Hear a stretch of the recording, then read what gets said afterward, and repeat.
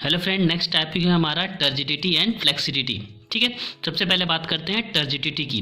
पहले जो लिखा है वो देख लेते हैं। When a cell reaches a state, कोई एक सेल है एक ऐसी स्टेट में पहुंच जाए जहां it can not accommodate any more water, जब वो कोई और वाटर ना ले सके, दैट इज़ फुल्ली डिस्टेंडेड, पूरी तरह से वो फूल चुकी है, तब उस कंडीशन उसको कहते हैं टर्जिडिटी। और जो कंडीशन हुई फूलने के कारण उसे कहते हैं टर्जिडिटी। यहाँ पे तो सेल की बात की, सिंपल एग्जांपल के थ्रू समझें तो एक मान लीजिए गुब्बारा है, उस गुब्बारा में हम हवा भरते हैं और तब तक हवा भरते हैं कि अब अगर एक्स्ट्रा हवा भरेगा तो वो ब्लास्ट कर जाएगा। तो वो जो स्टेट है जहाँ पे वो पूरी तरह से डिस्टेंडेड हो गया है वो कहलाता है टर्जिड, और इस कंडीशन को कहते हैं टर्जिडिटी। ठीक इसी प्रकार हमारे सेल्स के केस में भी होते हैं। जब बहुत ज़्यादा वाटर जब उसमें जाता रहता है और एक ऐसी कंडीशन आती है कि वो अब मोर वाटर अकोमोडेट नहीं कर सकता है, तो उसको कहते हैं टर्जिड, और ये कंडीशन कहलाती है टर्जिडिटी। ठीक है दोस्तों, अब देखिए, जब कोई सेल पूरी तरह से फूल जाती है, चाहे वो पानी से फूले चाहे गुब्बारे के केस में एयर से, तो वहाँ पे दो चीज़ें होंगी। एक, जो सेल का कंटेंट होगा वो सेल वॉल पे एक प्रेशर क्रिएट करेगा, ठीक है, तो जिसको हम लोग टर्गर प्रेशर कहते हैं। इसके अगेंस्ट वॉल क्या करेगा, सेल वॉल भी सेल कंटेंट पे एक प्रेशर करता है, जिसको कहते हैं वॉल प्रेशर। जैसा कि लिखा है, the pressure of the cell content on the cell wall पे जो सेल कंटेंट का प्रेशर है, सेल कंटेंट जो सेल वॉल पे प्रेशर डाल रहा है वो कहलाता है turgor pressure. And the pressure extended by the cell wall on the cell content, और सेल वॉल द्वारा जो सेल कंटेंट पे प्रेशर पड़ रहा है वो है वॉल प्रेशर। ठीक है दोस्तों, अब इन तीनों टर्म को जो हम लोग पढ़े हैं, क्या क्या, एक टर्जिडिटी क्या होती है, एक टर्गर प्रेशर क्या होता है, वॉल प्रेशर क्या होता है, और इसके पहले वीडियो लेक्चर में हम लोग देखे थे ऑस्मोटिक प्रेशर। ये तीनों चीज़ें बहुत अच्छे से इस डायग्राम में समझाई गई हैं।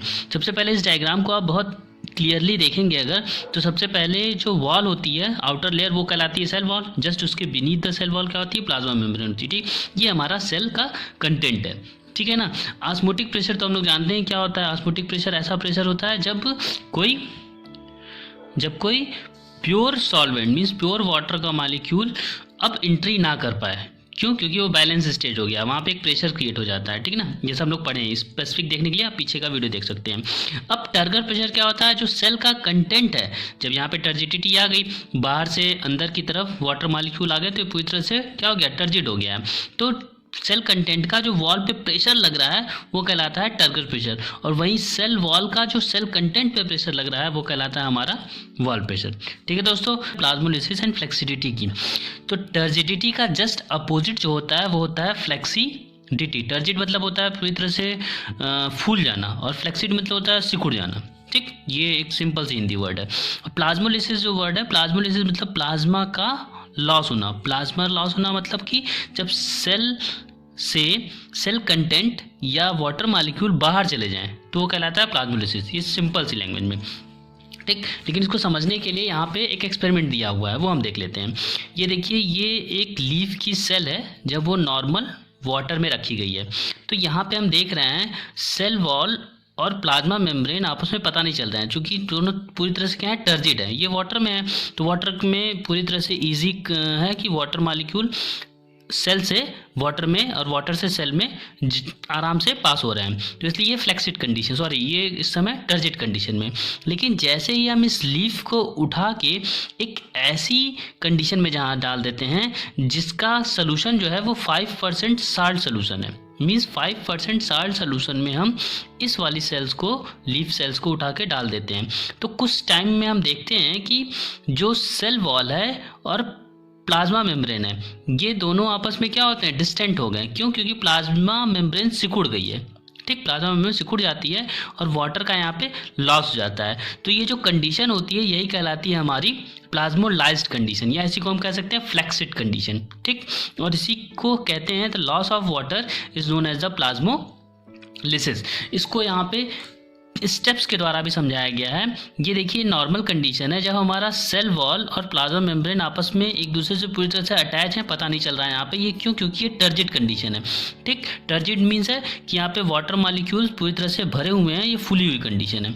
लेकिन जैसे ही इसको हम ऐसी कंडीशन में डालते हैं जब जहाँ पे साल्ट कंसनट्रेशन है या 5% साल्ट सोल्यूशन में डालते हैं, तो धीरे धीरे क्या होता है, ये प्लाज्मा मेम्ब्रेन जो होती है सिकुड़ती जाती है। ठीक, और वैक्यूल्स की साइज जो होती है वो कम होती जा रही है। देखिए ये वैक्यूल की साइज और कम हो गई, ये वैक्यूल की साइज एकदम कम हो गई, और प्लाज्मा मेम्ब्रेन और सेल मेम्ब्रेन के बीच कितनी डिस्टेंट हो गई, मीन्स यहाँ पे वाटर का लॉस हो गया।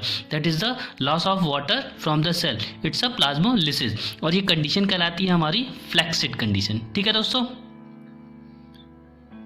एक बार फिर से अगर हम रिकॉल करें कि क्या होता है टर्जिडिटी, क्या होती है प्लाज्मोलिसिस, क्या होती है फ्लेक्सिडिटी, तो यहाँ पे ये दिया हुआ है। टर्जिडिटी क्या है, एक ऐसी स्टेट है ऑफ अ सेल की जिसमें cell wall is rigid and stressed by an increase in the volume of vacuoles due to absorption of water.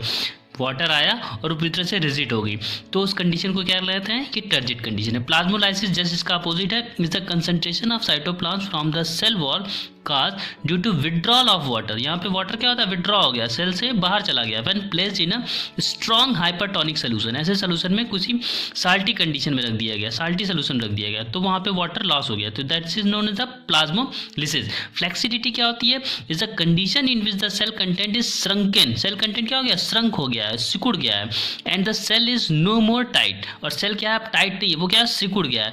The cell is then said to be flaccid.